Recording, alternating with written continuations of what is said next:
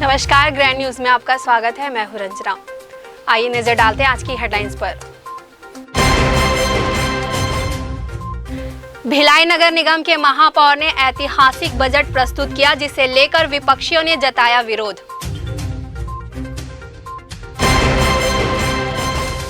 नव वर्ष के उत्साह में कैंडू पर्वत फाउंडेशन द्वारा एक शाम श्री राम खाटू श्याम के नाम का किया जा रहा आयोजन। इस आयोजन में राज्यपाल एवं पूर्व मुख्यमंत्री रहेंगे उपस्थित। दुर्ग जिले के किसान ने उत्कृष्ट कार्य करते हुए छत्तीसगढ़ का बढ़ाया मान। महाराष्ट्र के वर्धा में हुए सम्मानित।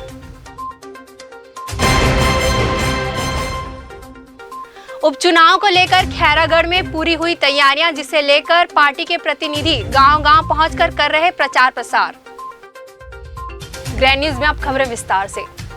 भिलाई नगर पालिक निगम वर्ष 2022-23 के लिए आज बुधवार को महापौर नीरज पाल ने बजट प्रस्तुत किया। बजट में वित्तीय वर्ष 2021-22 में अनुमानित व्यय रुपए 56,738.30 लाख के विरुद्ध संशोधित व्यय 30,230.72 लाख होने का अनुमान है। इस प्रकार लाभ का बजट पेश किया गया है। अपने बजटीय उद्बोधन में महापौर नीरज पाल ने कहा कि 2 वर्ष तक कोरोना काल होने की वजह से भिलाई वासियों पर कोई नया कर आरोपण नहीं किया गया है। महापौर ने अपने बजटीय उद्बोधन में दिवंगत सभी साथियों को श्रद्धा सुमन अर्पित करते हुए रामराज की परिकल्पना को साकार करने के लिए रामचरितमानस के दोहे का उद्धरण प्रस्तुत करते हुए कहा, बरसत हरसत सब लखे करसत लखे न कोय, तुलसी प्रजा सुभाग से भूख भानुसु होय। इस दोहा का वाचन करते हुए कहा कि सरकार को टैक्स सूर्य की भांति लेना चाहिए। जैसे सूर्य भाप के रूप में नदी नालों तालाबों सभी से छोटा छोटा अंश लेता है, लेकिन किसी को पता नहीं चलता। जब वही भाप वापस लौटता है तो सभी लाभान्वित होते हैं। वर्ष 2022-23 के लिए वायु प्रदूषण नियंत्रण के लिए 1.25 करोड़ रुपए, निर्माण एवं परिवहन की व्यवस्था के लिए 2 करोड़, चिन्हित क्षेत्रों में मिस्ट फाउंडेशन स्थापित करने 2.50 करोड़, प्रदूषण नियंत्रण में वाटर स्प्रे मशीन हेतु 2 करोड़, डामरीकरण सड़क के लिए 5 करोड़, चौड़ीकरण हेतु 9 करोड़, सीवरेज ट्रीटमेंट प्लांट निर्माण हेतु 135 करोड़ प्रस्तावित है। पेयजल, शिक्षा, स्वास्थ्य व खेल, सब्जी मार्केट व्यवस्थापन, गार्डन एवं उद्यानिकी पर ध्यान देने पर जोर दिया। बजट के बारे में महापौर ने ग्रैंड न्यूज से चर्चा करते हुए कहा कि भिलाई की जनता को खुशहाल व विकासशील नगर में ले जाने की परिकल्पना को साकार करना है। आज महापौर परिषद का बजट 2022-23 के लिए प्रस्तावित था। आज उस पर बहुत अच्छी चर्चा हुई और पहली बार है कि पहले तो ये होता था कि जब बजट प्रस्तुत होता था तो जो बजट प्रस्तुत करने वाले पक्ष के लोग बजट का समर्थन करते थे, लेकिन इस बार ये पहली बार है कि विपक्ष के लोगों ने भी बजट की सराहना की और बजट पर हमारे सत्ता पक्ष के पार्षद, MIC मेंबर सभी ने खुलकर चर्चा की। विपक्ष के भी पार्षदों ने इसमें अपना सुझाव दिया। पहली बार है जो बजट की सभी ने सराहना की है। निश्चित रूप से बजट शहर के विकास में बहुत एक मील का पत्थर साबित हुआ। पेयजल, सफाई सभी चीज़ों के बजट में कोई भी अतिरिक्त नया कर, कोई भी अतिरिक्त नया कोई भार भिलाई की जनता पर, भिलाई नगर निगम की जनता पर बिल्कुल भी नहीं है। वैसे ही लोग 2 साल के कोविड के कारण परेशान थे, इसलिए इसका विशेष ध्यान रखा गया है कि कोई भी अतिरिक्त शहर भिलाई नगर निगम क्षेत्र के निवासियों को। बजट के दौरान बजटीय दस्तावेज पत्रकारों को नहीं देने का मामला भाजपा के पार्षद पीयूष मिश्रा ने उठाया। उसके बाद सभी पत्रकारों ने बजट सत्र का विरोध करते हुए बहिष्कार कर दिया। महापौर सदन में हो रही चर्चा को बीच में छोड़कर पत्रकारों को मनाने पहुंचे और सभी को बजट पुस्तिका दी गई। बजट का विपक्ष ने पुरजोर विरोध करते हुए कहा कि यह दोहरी मानसिकता को व्यक्त करता है। भाजपा के पार्षद पीयूष मिश्रा व निर्दलीय पार्षद वशिष्ठ नारायण मिश्रा ने ग्रैंड न्यूज से कहा कि बजट को न्यायालय में ले जाया जाएगा। उनको चुन करके भेजा है, लेकिन यहाँ का जो बजट है वो केवल आंकड़ों का खेल है, केवल आंकड़ों की जादूगरी दिखाई जा रही है। बजट पर जिस समय से नगर निगम का गठन हुआ है मदवार चर्चा होती आई है। हर मद पर जिसको जिसको अपने सदस्यों को जो अपने विचार रखने होते हैं वो रखता है, चाहे सही हो गलत हो जैसा भी हो, मदवार चर्चा होती है। अभी वर्तमान में पिछले जो 1 साल में यहाँ पर नगर निगम के बॉडी यहाँ नहीं थी, जो सभा नहीं थी और सदस्यों का निर्वाचन 1 वर्ष के बाद हुआ है। उस 1 साल में अधिकारियों को द्वारा किए गए और उसके बाद नगर निगम की सरकार के द्वारा किए गए भ्रष्टाचार और अनियमितताओं को छुपाने के लिए लगातार चर्चा से बचने का प्रयास किया जाता रहा है। हम लोगों ने लगातार मांग की कि हम एक सार्थक चर्चा इस सदन में करना चाहते हैं। ये अपने भाषण में महापौर जी ने ये कहा कि हमने संपत्ति कर हम इस वर्ष नहीं बढ़ा रहे हैं। 20% के संपत्ति कर को बढ़ाया जा रहा है। इस कोरोना काल में लोगों के ऊपर आर्थिक बोझ वैसे ही बढ़ा है, लोग अपने लोगों को खो दिया और बहुत सारे लोगों का कामकाज छूट गया। इस परिस्थिति में इस 20% के संपत्ति कर को बढ़ाया जाना अपने आप में दुर्भाग्य है और उस दुर्भाग्यपूर्ण है। और उसके बाद ये बोला जा रहा है कि हम संपत्ति कर नहीं बढ़ा रहे हैं। जब आपने ऑलरेडी 20% बढ़ा दिया है तो और बचा क्या बढ़ाने के लिए? ऐसे कई मामले, क्योंकि बजट की पुस्तिका आज हमको दी गई है, इसमें जो भी कमियां हैं, जो भी खामियां हैं, उनको हम लगातार स्टडी करेंगे। स्टडी कर अपने विपक्ष के पार्षदों के साथ बैठक करके आप लोगों के माध्यम से शहर को इस पूरी जानकारी इस बजट से संबंधित कि इसमें क्या क्या चीज़ों को छुपाया गया है, क्या क्या गलत कृत्य किए गए हैं, इसको उजागर करने का प्रयास करेंगे।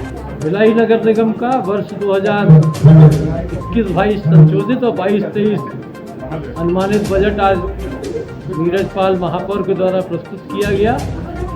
पूरे बजट में भिलाई नगर निगम के ऊपर आरोपित छत्तीसगढ़ पर्यावरण मंडल के माध्यम से 2 करोड़ 68 लाख रुपए का दंड को लेकर बजट पुस्तिका में उल्लेख आलेख नहीं होने के कारण और उस दंड के विरुद्ध भिलाई नगर निगम के द्वारा नेशनल ग्रीन ट्रिब्यूनल में अपील करने को लेकर किया गया निर्णय भी उस दंड को आरोपित करता है। उसके उल्लेख के बिना आज जो बजट प्रस्तुत किया गया है वो बजट विधि सम्मत नहीं है, क्योंकि 2 करोड़ 68 लाख रुपए की देनदारी के बगैर ही लेखा जोखा प्रस्तुत किया गया और उस 2 करोड़ 68 लाख रुपए के आरोपित दंड के उल्लेख आलेख के बिना प्रस्तुत बजट विधि सम्मत नहीं है।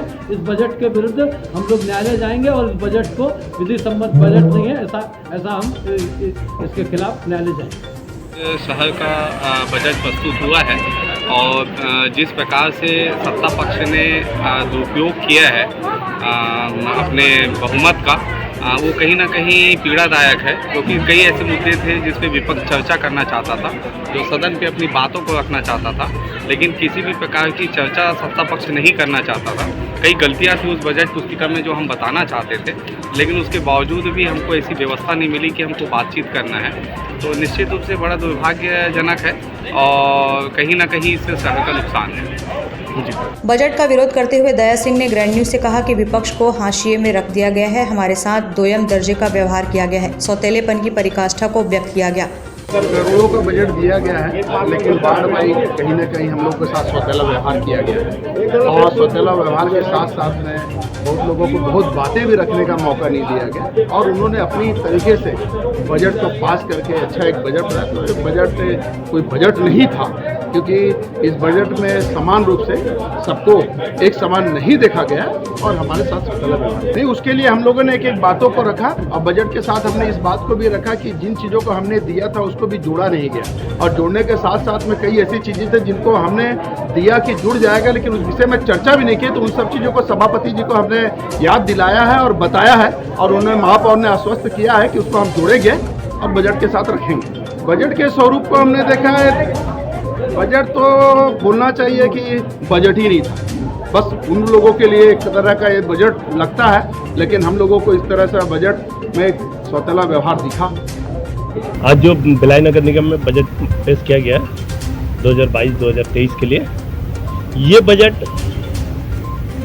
महापौर जी ने अच्छा बजट लाने का प्रयास किया, लेकिन बजट में चर्चा कराने का प्रयास नहीं किए और महापौर जी ने जिस प्रकार से बजट पेश किए उसमें भेदभावपूर्ण, अलोकतांत्रिक और पार्षदों के साथ जो भेदभाव हुआ है वो स्पष्ट दर्शाता है कि सत्ता पक्ष और विपक्ष के साथ भेदभाव हुआ है। तो स्वयं देख सकते हैं प्रस्ताव बनाने में, यहाँ तक कि नगर निगम की इस बजट पुस्तिका जो हमको उपलब्ध कराई गई है, इसमें कई मदों को छुपाया गया है, न्यायालय से संबंधित प्रकरणों को छुपाया गया है, नगर निगम की ऋण को छुपाया गया है, देनदारी को छुपाया गया है और प्लस का बजट पेश कर दिया गया है। अगर ये सब चीज़ों को अगर दिया जाता तो निश्चित रूप से माइनस का बजट होता। सत्ता पक्ष के पार्षदों का कहना था कि विकास की नई गाथा को लिखने का प्रयास किया गया है। पार्षदों का मानना है कि भिलाई की ख्याति के अनुरूप बजट प्रस्तुत किया गया है। कहीं बात नहीं है, जो सदन में उपस्थित है मीडिया और अन्य लोग जानते हैं कि दोनों पक्षों को आमंत्रित किया गया था कि अपने विचार सुझाव दिए और सभी मिलकर सभी का विचार सुना गया। पर्ची वाला ऐसा कोई सभापति नहीं कहा गया। इसमें कुछ नाम देते थे या कुछ और रहता था, उसमें सुझाव विजात है, उसको अपन विस्तृत जानकारी और सबका सुझाव लेते हुए आज का सदन को बहुत अच्छी तरीक़ा से किया गया, पारित हो गया, सभी बहुमत से पारित हुआ है आज का बजट। महापौर जी ने जो बजट प्रस्तुत किया है जिसका मैं बहुत ही स्वागत करता हूं, क्योंकि नगर निगम के इतिहास में पहली बार हुआ है 70 वार्डों के जितने भी पार्षदों ने, हमारे साथियों ने महापौर जी को या जोन कार्यालय में या आयुक्त महोदय को जितने भी अपने बजट प्रस्तुत किया, अपने कार्यों को लिख के दिया, उन पूरे 70 वार्डों के बजट को महापौर जी ने इस वर्ष के बजट में रखा। और पहली बार ऐसा हुआ कि पूरे जितने भी प्रस्ताव थे सभी को बजट में रखा, उसके लिए मैं बहुत बहुत धन्यवाद देता हूँ। महापौर जी ने बजट प्रस्तुत किया, जिसकी मैं जिसे सुन के बहुत प्रसन्नता हुई, और ये सौगात जो शहरवासियों को मिली है इसके लिए मैं सबसे पहले महापौर जी का धन्यवाद देना चाहता हूँ। इसमें अनेक बजट आए, जैसे कि पिंक गार्डन, महिलाओं के लिए विशेषकर पिंक गार्डन, जिसमें केवल महिलाएं घूम सकेंगी, एक्सरसाइज कर सकेंगी, चौक चौराहे में CCTV कैमरे, और इसके अलावा अनेक जो बजट में महापौर जी द्वारा संशोधित किया गया, उसके लिए मैं बहुत बहुत धन्यवाद देता हूँ। आज जो बजट रखा गया हमारे महापौर नीरज पाल द्वारा, हमें क्लियर उन्होंने सभी 70 वार्ड के जितने भी प्रस्ताव आए थे, जितने के काम के प्रस्ताव उन्होंने सबको बजट में रखा है। ये बहुत सराहनीय कदम है। भिलाई नगर निगम के स्वर्णिम विकास के लिए सब जरूरी है, और सबसे बड़ी बात है कि विपक्ष भी बजट का उन्होंने समर्थन किया और धन्यवाद दिया।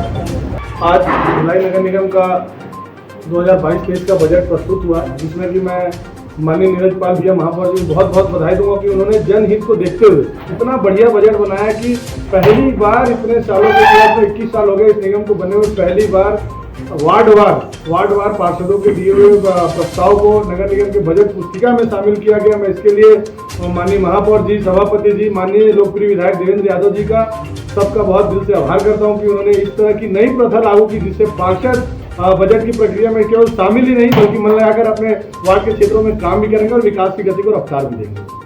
कैसा भिलाई के विकास पे जोर दिया गया है। पटरी पार भी, पटरी इस पार भी, दोनों जगहों को एक समान रूप से देखा गया है और बहुत ही प्रगतिशील भिलाई का जो स्वप्न है वो इस बजट से पूरा हुआ। विपक्ष तो था वो लगातार मुद्दों पर बात नहीं करके अलग की बातें कर रहा था, बजट पर चर्चा करनी चाहिए थी, तो NGT की बातें कर रहा था, प्रॉपर्टी टैक्स की बातें कर रहा था। जब महापौर ने पहले बोल दिया कि इस साल कोई बजट नहीं बढ़ेगा तो नहीं बढ़ेगा, तो मतलब की जानबूझ की बात करके बजट पे चर्चा नहीं करके मुद्दों को भटकाया जा रहा था, जो उनकी नगर पालिक निगम भिलाई में हमारे महापौर श्री नीरज पाल जी के द्वारा 2022-23 का बजट प्रस्तुत किया गया, जिसमें पूरे 70 वार्डों को विकास का ध्यान रखते हुए सभी 70 वार्डों को शामिल किया गया। और हमारी भिलाई की जो जनता है वह आज विकास की बाढ़ जो दो रही थी, उस स्वप्न को आज हमारे महापौर नीरज पाल ने साकार कर दिया। मैं महापौर नीरज पाल जी को बहुत बहुत बधाई देता हूं। उन्होंने एक ऐतिहासिक बजट पास किया है और हम सब भिलाई की जनता की ओर से हम उनका आभार प्रकट करते हैं। धन्यवाद।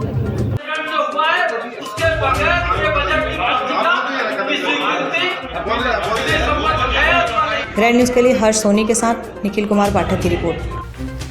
रिसाली नगर पालिक निगम के वर्ष 2022-23 के लिए महापौर शशि सिन्हा ने पहला आम बजट प्रस्तुत किया। ठीक 11:40 में गोबर से बने ब्रीफ केस में बजट दस्तावेज को लेकर मैत्री कुंज स्थित सदन पहुंची। ठीक 12 बजे महापौर ने 110.51 करोड़ का बजट सदन में प्रस्तुत किया। आदर्श निगम बनाने के लिए प्रस्तुत बजट को कांग्रेस पार्षदों ने ध्वनि मत से पारित किया। इसके बाद सभापति केशव बंछोर ने बजट संकल्प पारित किए जाने की घोषणा करते हुए चर्चा के लिए पार्षदों को आमंत्रित किया। बगैर चर्चा कराए हुए बजट पारित करने पर विपक्ष नाराज है। रिसाली नगर पालिक निगम का पहला बजट शांतिपूर्ण माहौल में पारित किया। इस दौरान दुर्ग ग्रामीण विधायक व प्रदेश के गृह मंत्री व लोक निर्माण विभाग मंत्री ताम्रध्वज साहू के प्रतिनिधि के रूप में प्रदेश कांग्रेस कमेटी के महामंत्री जितेंद्र साहू व दुर्ग सांसद विजय बघेल के प्रतिनिधि के रूप में दीपक चंद्राकर सदन में उपस्थित थे। सदन में MIC सदस्य चंद्रभान सिंह ठाकुर, गोविंद चतुर्वेदी, विलासराव बोरकर, अनूप डे, सनीर साहू, परमेश्वर कुमार, सोनिया देवांगन, ईश्वरी साहू, आयुक्त आशीष देवांगन, निगम सचिव रमाकांत साहू एवं समस्त पार्षदगण व रिसाली नगर पालिक निगम के विभाग प्रमुख उपस्थित थे। मुख्यमंत्री भूपेश बघेल व गृह मंत्री ताम्रध्वज साहू का आभार व्यक्त करते हुए कहा कि आज रिसाली निगम इन्हीं 2 नेताओं के द्वारा प्रदत्त है, जिसे पूरे सदन ने टेबल थपथपाते हुए समर्थन किया। महापौर शशि सिन्हा ने कहा कि रिसाली निगम के प्रथम कार्यकाल और प्रथम बजट प्रस्तुत करने का सौभाग्य मिला है। इस बजट में नगर विकास की अनेक संभावनाओं को देखा जा सकता है। जिस तरह से इस प्रदेश के मुख्यमंत्री गढ़बो नवा छत्तीसगढ़ का सूत्र वाक्य दिया है, उसी को आदर्श मानकर हमारी परिषद ने गढ़बो नवा रिसाली का संकल्प लिया है। उन्होंने कहा कि दलीय मतभेदों से परे और इस क्षेत्र के प्रत्येक वार्ड में वहां की मूलभूत आवश्यकताओं को दृष्टिगत रखते हुए सर्वांगीण विकास करना हमारी प्रतिबद्धता है। हमारा प्रयास है कि आम नागरिकों की समस्याओं का त्वरित समाधान हो। जनप्रिय सरकार की महत्वाकांक्षी योजनाओं को धरातल पर लाकर आम नागरिकों को लाभान्वित करना हम अपना महत्वपूर्ण दायित्व मानते हैं। उन्होंने आश्वासन दिया कि नगर सरकार में सभी को सरल एवं सुलभ प्रशासन मिलेगा। मूलभूत सुविधाओं के लिए भटकना नहीं पड़ेगा। वार्डवार कार्य योजना तैयार कर मूर्त रूप प्रदान किया जाएगा। शहर को सुंदर बनाने के लिए नागरिक सहयोग करें, न अतिक्रमण करें, न करने दें। इस वित्तीय बजट पे नया कर अधिरोपित नहीं किया गया है। महापौर ने कहा कि रिसाली निगम को 3 स्टार शहर का दर्जा प्राप्त हो गया है और अब 2 कदम आगे 5 स्टार नगर का तमगा प्राप्त करने शासन प्रयास कर रहा है। आगे बढ़ते हुए गृह मंत्री ताम्रध्वज साहू के मार्गदर्शन में गढ़त रिसाली, बढ़त रिसाली, नवा रिसाली, हमर रिसाली के सूत्र वाक्य के साथ आदर्श निगम बनने के लिए सम्यक प्रयास करेगी। रिसाली नगर निगम 110 करोड़ का बजट प्रस्तुत किए हैं और उसमें सभी वार्डों में विकास होगा। ग्रैंड न्यूज के लिए पूजा इंदौरिया के साथ निखिल कुमार पाठक की रिपोर्ट। नगर निगम रिसाली के प्रथम मेयर शशि सिन्हा ने बजट पेश किया। 110 करोड़ रुपए के इस बजट में विकास कार्य से तस्वीर बदलने का दावा शहर सरकार ने किया है। इस बजट में सबसे विडंबना की बात ये रही है कि बजट में चर्चा तक नहीं हुई। 12 मिनट में ही बजट बैठक को समाप्त कर दिया गया। इस बजट का भारतीय जनता पार्टी के पार्षदों ने विरोध किया। उनका कहना है कि बजट में कुछ बोलने से पहले ही सभा को समाप्त कर दिया गया है। हम इसका विरोध करते हैं, जिसे लेकर राज्यपाल के पास जाएंगे। रिसाली नगर निगम के कुछ ही दिन हुए हैं। आज का पहला बजट पेश किया गया। जितना जल्दी हो गया कि बैठे हुए पार्षदों को हवा तक नहीं लगी। इससे पहले ही बजट पारित हो चुका था। इस बजट बैठक में कांग्रेस की मेयर शशि सिन्हा ने दावा किया है कि गृह मंत्री ताम्रध्वज साहू की पहल से रिसाली निगम बना है। विकास के लिए जरूरी वादे किए गए हैं। सभापति केशव बंछोर ने कहा कि प्रथम बजट सम्मेलन बहुत ही सफल रहा। पार्षदों को बजट पर बात रखने कहा गया था, वे दिशा से भटक गए थे, इसलिए जल्द से जल्द बजट को पारित किया गया। विशेष पहल पर मेयर शशि सिन्हा ने गोबर से बने सूटकेस में बजट लेकर पहुंची। रिसाली को नवा रिसाली बनाने के लिए कई प्रकार के प्रस्ताव पारित किए गए, जिसमें पाइप नेचुरल गैस PNG का प्लांट लगाने का अनोखा प्रस्ताव विशेष रूप से शामिल था। मेयर ने कहा कि नेचुरल गैस गोबर और रासायनिक तत्वों से मिलकर बनाई जाएगी, जिसका संचालन स्व सहायता समूह से कराया जाएगा। यह LPG से भी कम लागत वाली होगी। बीजेपी के पूर्व विधायक सांवलाराम ढारे का कहना है कि बीजेपी पार्षदों को बजट पर कुछ बोलने ही नहीं दिया गया। उससे पहले ही राष्ट्रगान बजाकर बजट को खत्म कर दिया गया। बजट का हम विरोध करते हैं। इसको लेकर राज्यपाल अनसुईया उइके के पास जाकर मिलेंगे।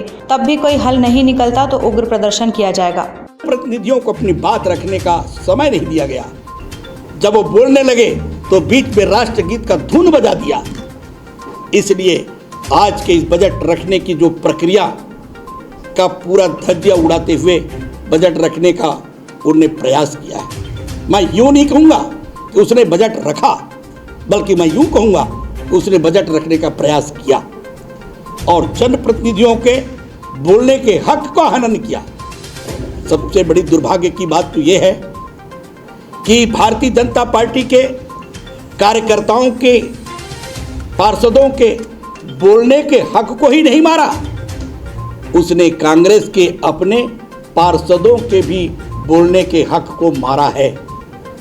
इसलिए ये सरकार जो कांग्रेस जो बैठी हुई है को हमेशा याद की जाए।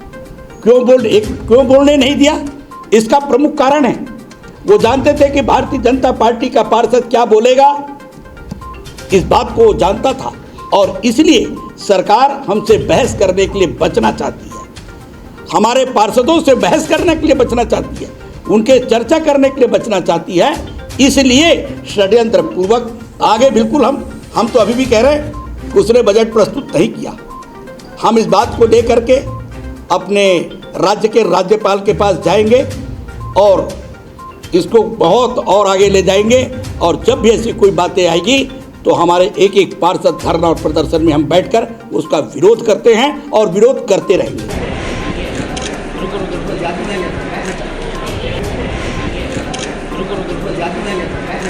ग्रैंड न्यूज़ के लिए पूजा इंदौरिया के साथ अतुल शर्मा की रिपोर्ट। केंडू पर्वत फाउंडेशन के 6वें स्थापना दिवस पर एक शाम श्री राम और खाटू श्याम के नाम का आयोजन किया गया है। इस आयोजन में राष्ट्रीय स्तर पर ख्याति लब्ध भजन गायक कन्हैया मित्तल का कार्यक्रम आकर्षण का केंद्र होगा। इस आयोजन में राज्यपाल व पूर्व मुख्यमंत्री विशेष रूप से उपस्थित रहेंगे। केंडू फाउंडेशन के अतुल पर्वत ने पत्रवार्ता में बताया कि जो राम को लाए हैं हम उनको लाएंगे। भजन को गाकर राष्ट्रीय पहचान बना चुके कलाकार कन्हैया मित्तल व साथियों द्वारा सेक्टर 7 उच्चतर माध्यमिक विद्यालय के मैदान में 9 वर्ष अभिनंदन का आयोजन किया गया। इस आयोजन की गरिमा बढ़ाने के लिए विष्णुदेव साय, ब्रिजमोहन अग्रवाल, विजय बघेल, सरोज पांडे, धर्मलाल कौशिक भी उपस्थित रहेंगे। अतुल पर्वत ने बताया कन्हैया मित्तल के साथ प्रियंका गुप्ता कोलकाता के स्वर माधुर्य से बिलायंस लाभान्वित होंगे। आयोजन संध्या 7 बजे से मध्य रात्रि तक आयोजित है। हिंदू नववर्ष के उपलक्ष्य में सभी भिलाई राम भक्तों को इकट्ठा करने के लिए हमने ये आयोजन रखा है। भिलाई केंडू पर्वत फाउंडेशन का 6वां स्थापना दिवस है, तो उसको खूब धूमधाम से आयोजन समिति का मन था कि इस बार कोविड की भी सिचुएशन ठीक है तो एक अच्छा आयोजन रखा जाए भिलाई के लिए, तो इसलिए हमने हिंदू नववर्ष के उपलक्ष्य में आयोजन रखा है। ये जो धार्मिक आयोजन है हिंदू नववर्ष भी मनाया जा रहा है, किस तरीके का कार्यक्रम रहेगा? इसमें मशहूर हिंदू भजन सम्राट भाई कन्हैया मित्तल, जो अभी आपने सुना होगा गाना, यूपी में भी जो राम को लाए हम उनको लाएंगे, और पूरी दुनिया में हम भगवा फहराएंगे। और उसके साथ साथ प्रियंका गुप्ता कोलकाता की बहुत मशहूर कलाकार है, वो भी आ रही है। तो भिलाई की जनता को हिंदू नववर्ष हमारा नया साल यही है, तो हम सबको हिंदू नववर्ष 1 अप्रैल को साथ मिलके मनाना है।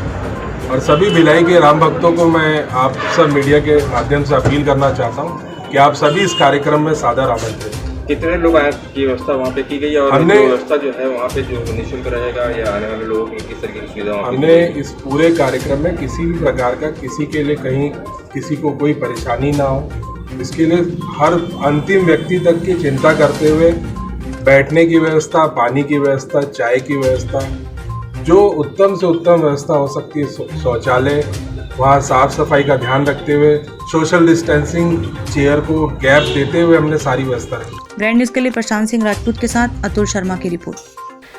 समीपस्थ ग्राम भरदा के कृषक ने अपने उत्कृष्ट कार्य करते हुए क्षेत्र के किसानों के बीच प्रेरणा के स्रोत बनकर उभरे हैं। उन्हें महाराष्ट्र के वर्धा में सम्मानित किया गया है। इस सम्मान से हमारे छत्तीसगढ़ का मान बढ़ा है। छत्तीसगढ़ सरकार के प्रयासों से प्रेरित होकर दुर्ग ग्रामीण के भरदा ग्राम के कृषक नोवेश्वर कुमार ने 4 वर्ष पूर्व उन्नत नस्ल की बकरी पालन के क्षेत्र में महाराष्ट्र के नस्ल उस्मानाबाड़ी के संरक्षण व संवर्धन के क्षेत्र में उत्कृष्ट कार्य करते हुए क्षेत्र के किसानों के बीच प्रेरणा स्रोत बनकर उभरे हैं, जिसके लिए उन्हें कुछ दिन पूर्व ही सत्यनारायण बजाज वाचनालय के आदित्य फाउंडेशन वर्धा द्वारा द्वितीय अंतर्राष्ट्रीय सम्मान समारोह के आयोजन में उन्हें बलिराजा सम्मान से सम्मानित किया गया। इस श्रेय के लिए दाऊ वासुदेव चंद्राकर कामधेनु विश्वविद्यालय अंजोरा को दिया। सम्मानित कृषक नोवेश्वर कुमार ने ग्रैंड न्यूज़ को बताया। मेरा नाम नोवेश्वर कुमार पिपरिया, मैं ग्राम भरदा, विकास खंड दुर्ग, जिला दुर्ग, छत्तीसगढ़ राज्य का रहने वाला हूं और मैं कृषक हूं और मेरा मुख्य व्यवसाय है पशुपालन। पशुपालन के साथ कृषि का व्यवसाय संचालित है अभी। ये बकरी पालन का प्रेरणा सर, मुझे पहले तो मैं परिचय बताना चाहूँगा। मैं वर्ष 2007 से 2015 तक जिला सहकारी बैंक के माध्यम से जो धान खरीदी का कार्य होता है उसमें मैं कंप्यूटर ऑपरेटर के रूप में कार्यरत था और वहाँ मैं 7 साल तक काम किया हूँ, लेकिन वो एक संतुष्टि नहीं मिल रहा था जो एक किसान को मिलना चाहिए, क्योंकि मेरी पृष्ठभूमि भी किसान का है। मेरे पूरे पूर्वज हैं, मेरे दादा परदादा पूरे कृषि से संबंधित हैं। तो मैं फिर बहुत चिंतन किया, मनन किया और बहुत ही सोच एकदम कसमकस में मैं नौकरी छोड़ के घर आ गया था। फिर घर आया और 2-3 महीने हुआ था घर में बैठे, फिर मुझे पता चला कृषि विज्ञान केंद्र जो कामधेनु विश्वविद्यालय अंजोरा से संचालित है, वहाँ पर मुख्यमंत्री कौशल विकास योजना के तहत गौ पालन एवं पशुधन में 30 दिवस का प्रशिक्षण संचालित किया गया। उस प्रशिक्षण में मैं वहाँ गया। वहाँ वो कामधेनु विश्वविद्यालय के जो प्रोफेसर है, कृषि विज्ञान केंद्र के जो अधिकारी है, चूँकि वो विश्वविद्यालय ही पशुपालन से संबंधित है और मेरा किस्मत ऐसा था कि पशुपालन में आगे जाने का था, तो वहाँ के प्रोफेसर और वरिष्ठ अधिकारी डॉक्टर राजकुमार गढ़पाले जी है, डॉक्टर विकास खूने हैं, डॉक्टर किरण कुमारी मिश्र है, जो सब उच्च अधिकारी है वहाँ की, उनसे सर मैंने गौ पालन का प्रशिक्षण प्राप्त किया और उसके पश्चात हमने डेयरी का व्यवसाय संचालित किया। लेकिन आज की स्थिति देखते हुए डेयरी में जो वर्कर की समस्या है, जो लेबर की समस्या है, जो दूध का रेट है मार्केट में, तो उसमें उतना आमदनी नहीं हो रहा था व्यवसाय की दृष्टि से देखा जाए तो।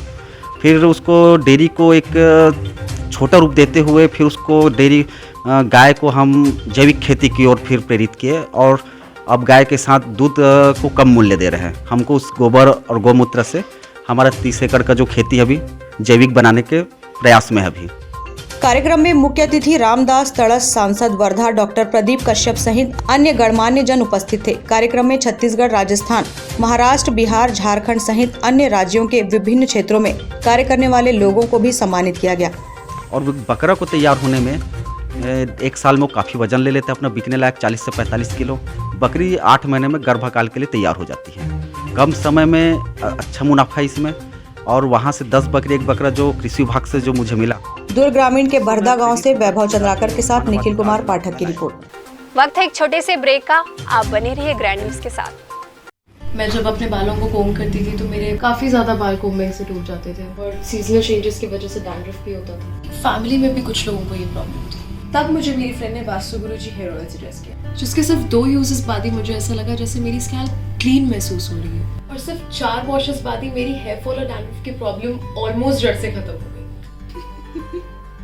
और इस ऑयल की सबसे अच्छी बात यह है कि ये होममेड है और उससे भी अच्छी बात यह है कि ये वर्क करता है।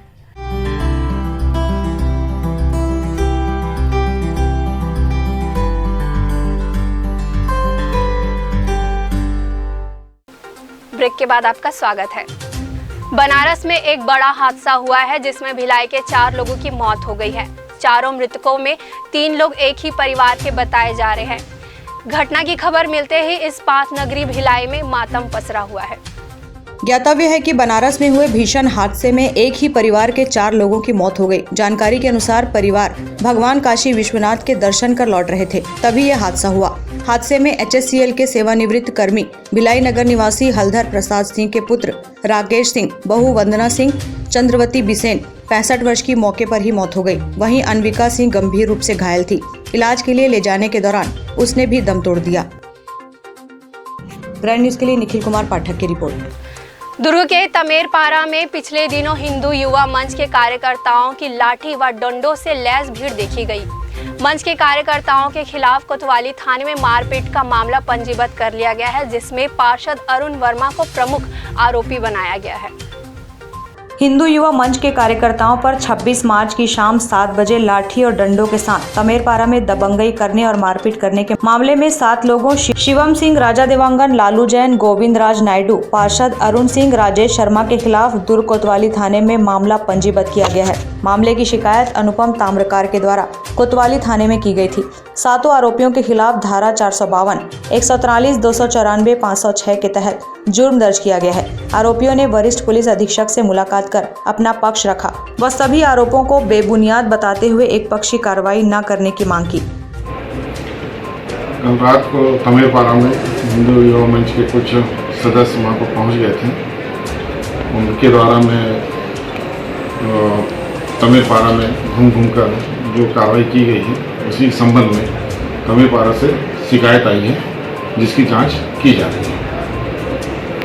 कुछ नाम स्पष्ट हुए सर? नहीं, अभी नाम स्पष्ट नहीं है।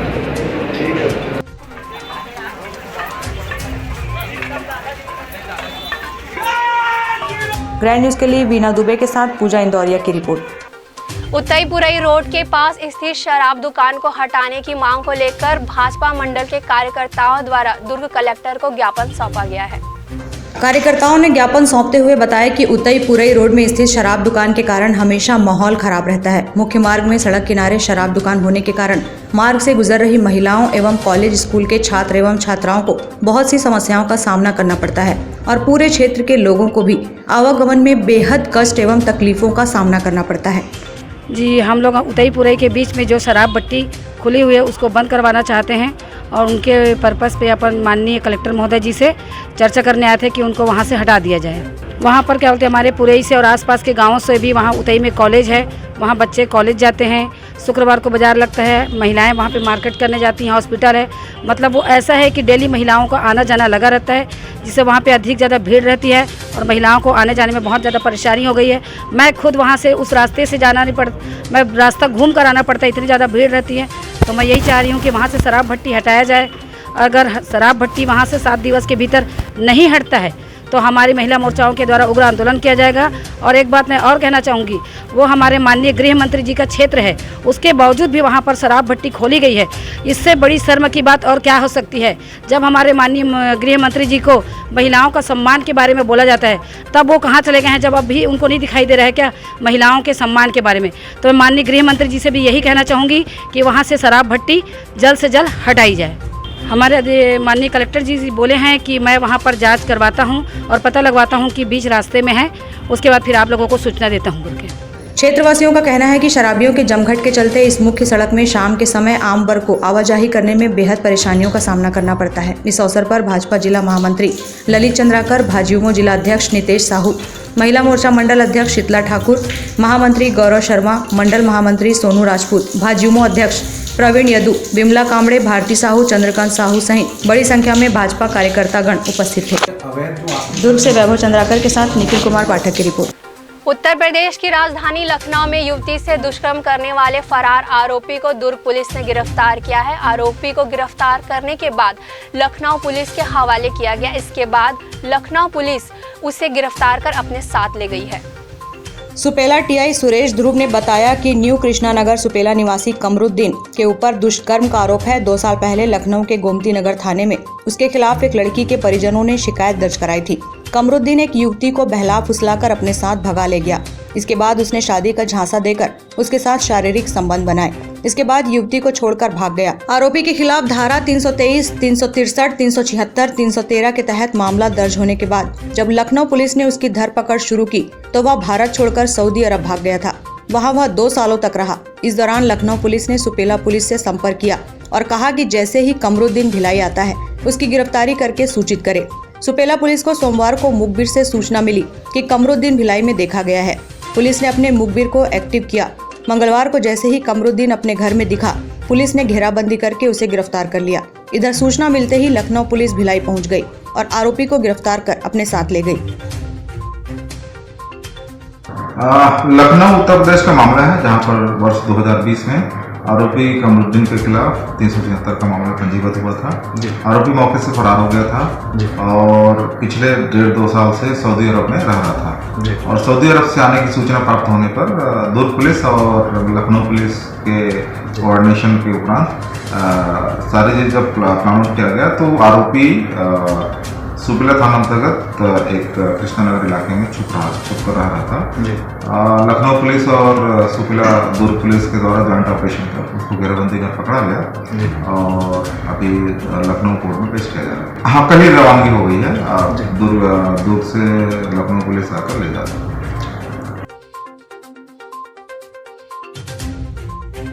ग्रैंड न्यूज के लिए निखिल कुमार पाठक की रिपोर्ट। खैरागढ़ विधानसभा उपचुनाव प्रचार में कांग्रेस प्रत्याशी गांव-गांव पहुंच रही है तो भारतीय जनता पार्टी के द्वारा कार्यकर्ता सम्मेलन का आयोजन किया जा रहा है। मंगलवार को पूर्व मुख्यमंत्री डॉक्टर रमन सिंह ने गंडई में कार्यकर्ता सम्मेलन को संबोधित किया है। कांग्रेस प्रत्याशी यशोदा वर्मा ने गंडई क्षेत्र से अपने प्रचार प्रसार की शुरुआत करते हुए मंगलवार को बाजार अतरिया क्षेत्र में जनता के बीच पहुंचकर चुनाव प्रचार किया और अपने लिए जनता का समर्थन मांगा। इस दौरान कांग्रेस की वरिष्ठ नेत्री अनीता लोधी भी मौजूद रही। कांग्रेस पार्टी द्वारा छोटी छोटी सभा के लिए सांस्कृतिक कार्यक्रमों का आयोजन भी गांव-गांव में किया जा रहा है, जिसके माध्यम से मतदाताओं की भीड़ जुटाई जा रही है। चुनाव प्रचार प्रसार में पहुंची कांग्रेस प्रत्याशी यशोदा वर्मा ने कहा कि उन्होंने गंडई क्षेत्र से जनसंपर्क की शुरुआत की है और मतदाताओं का पूरा समर्थन नहीं मिल रहा है। मतदाताओं का पूरा समर्थन मिल रहा है। यशोदा वर्मा ने कहा कि निश्चित ही जीत हमारी होगी। वहीं कांग्रेस की वरिष्ठ नेत्री अनीता लोधी ने कहा कि इस चुनाव को लेकर जनता में काफ़ी उत्साह है और जनता का समर्थन कांग्रेस पार्टी के पक्ष में है। बहुत उत्साह और उमंग है। एक एक कार्यकर्ता, चाहे ग्रामीण क्षेत्र के किसान मने, महिला मने, युवा साथी मन के बहुत अच्छा समर्थन मिला थे। और आदरणीय भूपेश बघेल जी के सरकार है, प्रदेश कांग्रेस कमेटी है, एक ऊर्जावान युवा महिला ला हमारे ब्लॉक कांग्रेस कमेटी के कार्यकर्ता अध्यक्ष ला टिकट दे है। बहुत उत्साह से संबंध काम करते है और आदरणीय भूपेश बघेल जी की सरकार है जिन काम करे है इतना अच्छा ये करे है ओकर से सब समर्थन मिले थे और निश्चित तौर पे बहुत ही अच्छे वोटों से हमारी कांग्रेस पार्टी जीती। हाँ, लगातार हम जनसंपर्क करा था। सबसे पहले जनसंपर्क में हम गंडई क्षेत्र के जनसंपर्क, श्रीग्राम क्षेत्र के, आज खैरागढ़ ब्लॉक के जनसंपर्क में जहाँ भी जाता था हम लोग जनता के आशीर्वाद भरपूर मिला थे और हम लोग विश्वास है हमारे जनता मतदाता भाई बहन उन पर कि वो अच्छा भारी से भारी बस से विजयी बनाएंगे। खैरागढ़ विधानसभा चुनाव प्रचार प्रसार की शुरुआत के लिए भारतीय जनता पार्टी के द्वारा गंडई क्षेत्र में कार्यकर्ता सम्मेलन का आयोजन किया गया, जहां प्रदेश के पूर्व मुख्यमंत्री एवं भारतीय जनता पार्टी के राष्ट्रीय उपाध्यक्ष डॉक्टर रमन सिंह ने कार्यकर्ता सम्मेलन को संबोधित किया। इस दौरान डॉक्टर रमन सिंह ने प्रदेश की भूपेश बघेल सरकार को कई मुद्दों पर जमकर घेरा। डॉक्टर रमन सिंह ने कहा कि खैरागढ़ विधानसभा चुनाव अभियान की शुरुआत हम गंडई क्षेत्र से कार्यकर्ता सम्मेलन के जरिए कर रहे हैं। इसके बाद कई मंडलों में भी कार्यकर्ता सम्मेलन आयोजित किया जाएगा। डॉक्टर रमन सिंह ने कहा कि हम खैरागढ़ का चुनाव प्रचंड बहुमत से जीतेंगे। खैरागढ़ विधानसभा के चुनाव अभियान की शुरुआत गंडई क्षेत्र के हमारे कार्यकर्ता, इस मंडल के कार्यकर्ताओं के सम्मेलन के साथ हम शुरू कर रहे हैं। इसके बाद अन्य मंडल में भी कल और 2 दिनों में खैरागढ़, श्रीखेदान और चौथा सम्मेलन होगा ये सालेवार है। और आज हमारे साथ प्रदेश अध्यक्ष जी विष्णुदेव साय जी आए हैं, प्रभारी हैं हमारे इस पूरे खैरागढ़ विधानसभा की दृष्टि से, और जितने भी चुनाव के संचालक हैं वो सब यहाँ उपस्थित हैं। मुझे लगता है कि चुनाव की रणनीति भी तय हो चुकी है और नीचे स्तर में हमारे प्रत्याशी कोमल जंघेल को डोर टू डोर संपर्क भी करने का काम शुरू हो गया है। जो जोश खरोश उत्साह पूरे खैरागढ़ विधानसभा में देख रहा हूँ, युवकों में, महिलाओं में, किसानों में, वो अद्भुत है। और ये विश्वास के साथ मैं कह सकता हूँ कि इस जोश खरोश के साथ हम जब चुनाव अभियान में जाएंगे तो प्रचंड बहुमत के साथ हम जीतेंगे। और इस बार 2023 का ये जो सेमीफाइनल है, मुख्यमंत्री जो बार बार याद दिला रहे हैं, तो सेमीफाइनल में ही कांग्रेस को हराकर उसको फाइनल लड़ने के लायक नहीं बचाएंगे, यानी 2023 में पूर्ण बहुमत के साथ भारतीय जनता पार्टी की सरकार बनेगी। गंडई क्षेत्र में आयोजित भारतीय जनता पार्टी के कार्यकर्ता सम्मेलन में बड़ी संख्या में भाजपा कार्यकर्ता और पदाधिकारी मौजूद रहे। इस कार्यकर्ता सम्मेलन को प्रदेश भारतीय जनता पार्टी के अध्यक्ष विष्णुदेव साय, सांसद संतोष पांडे, भारतीय जनता पार्टी के प्रत्याशी कोमल जंघेल, जिला पंचायत उपाध्यक्ष विक्रम सिंह सहित विभिन्न वक्ताओं ने संबोधित किया। सबसे पहली कसम खाई कि आने वाले समय में चुनाव जैसे जीतेंगे, पूरे छत्तीसगढ़ में पूरा शराबबंदी कर देंगे। तो मैं नवरा यूनिवर्सिटी तो भूपेश जी 3.5 साल हो गए, शराबबंदी तो नहीं हुआ, घर घर पहुंचा के शराब पहुंचाने का काम कर रहे हो, इसलिए सबसे बड़े लबारी बोलने वाला कोई है, भूपेश बघेल है। Bureau report, great news. Khairagarh विधानसभा उपचुनाव के लिए राजनांदगांव शहर के सर्वेश्वर दास नगर पालिक निगम हायर सेकेंडरी स्कूल में मतदान दलों को प्रथम चरण का प्रशिक्षण दिया गया है। खैरागढ़ विधानसभा का उपचुनाव निर्विघ्न संपन्न कराने के लिए मतदान दलों को प्रथम चरण का प्रशिक्षण दिया गया। इस दौरान कलेक्टर एवं जिला निर्वाचन अधिकारी ने प्रशिक्षण केंद्र पहुंचकर मतदान दलों को दिए जा रहे प्रथम चरण के प्रशिक्षण में व्यवस्था संबंधी जानकारी ली। उन्होंने मतदान दलों से कहा कि निर्वाचन कार्य बहुत ही संवेदनशील और जिम्मेदारी से संपन्न कराएं। प्रशिक्षण के दौरान मतदान दलों को ईवीएम मशीन का संचालन, बैलेट यूनिट, कंट्रोल यूनिट और वीवीपैट मशीन से जुड़ी सभी प्रक्रियाओं से अवगत कराया गया। प्रशिक्षण सत्र में मतदान दलों द्वारा पूछे गए समस्या और जिज्ञासा संबंधी प्रश्नों का मास्टर ट्रेनर्स द्वारा समाधान किया गया। मतदान दल के प्रशिक्षण प्रभारी आशुतोष चतुर्वेदी ने कहा कि मतदान दल से जुड़े 750 अधिकारी कर्मचारियों को ट्रेनिंग दिया जाना है, जिसमें से प्रथम चरण में 375 लोगों को प्रशिक्षण दिया गया है। खैरागढ़ विधानसभा हेतु उपनिर्वाचन जैसा कि आप जानते हैं होने वाले हैं, उसको लेकर तैयारी चल रही है। और तैयारी में सबसे महत्वपूर्ण होता है मतदान दलों का प्रशिक्षण। तो प्रथम प्रशिक्षण रैंडमाइजेशन के बाद आज चल रहा है सर्वेश्वर दास स्कूल में। ये पूरे राजनांदगांव ज़िले के हमारे कार्मिक लगे हुए हैं मतदान हेतु। और अभी कुल लगभग 750 लोगों की ट्रेनिंग होनी है, जिसमें से आज 375 लोगों की ट्रेनिंग चल रही है 10 कमरों में। उसके अलावा सेक्टर ऑफिसर्स हैं, मास्टर ट्रेनर्स हैं। मतदान दलों के प्रशिक्षण में 375 पीठासीन अधिकारी सहित मतदान दल को प्रशिक्षण दिया गया। इस दौरान मॉक पोल के संबंध में भी विशेष प्रशिक्षण दिया गया। प्रशिक्षण में बताया गया कि वास्तविक मतदान के पूर्व राजनीतिक दलों के अभिकर्ताओं की उपस्थिति में मॉक पोल किए जाने सहित अन्य महत्वपूर्ण जानकारियां इस प्रशिक्षण के माध्यम से दी गई। Bureau report, grand news. Grand news की खबरों में फिलहाल इतना ही। मुझे दीजिए इजाज़त। नमस्कार।